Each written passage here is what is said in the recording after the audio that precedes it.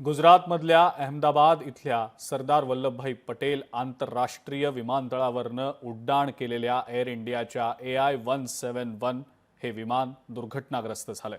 विमान दुर्घटनेतल्या सर्व प्रवाशांचा आणि क्रू मेंबर्सचा मृत्यू झाल्याची आता माहिती समोर येतेय। 204 जणांचे मृतदेह आतापर्यंत सापडल्याचं समजतंय। अहमदाबाद पोलीस आयुक्तांनी या संदर्भातली माहिती दिल्याची देखील आता अपडेट मिळतेय।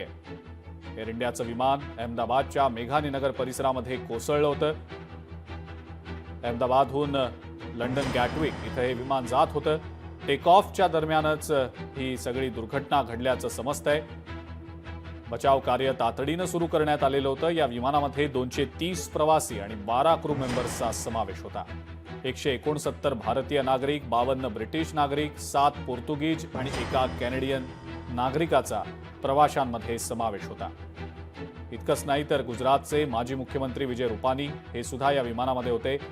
विजय रुपानी आणि त्यांचं कुटुंब यामध्ये गंभीर जखमी झाल्याची माहिती सुरुवातीला समोर आलेली होती। मात्र आताची जी अपडेट मिळतेय, सूत्रांकडनं जी माहिती मिळतेय त्यानुसार विजय रुपानी आणि इतर सर्वांचा या दुर्घटनेमध्ये मृत्यू झाल्याची भीती व्यक्त होतीये।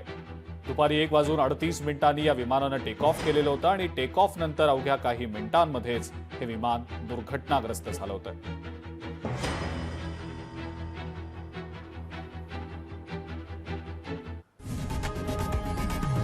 लोकशाही मराठी ऐका, पहा, जागरूक रहा।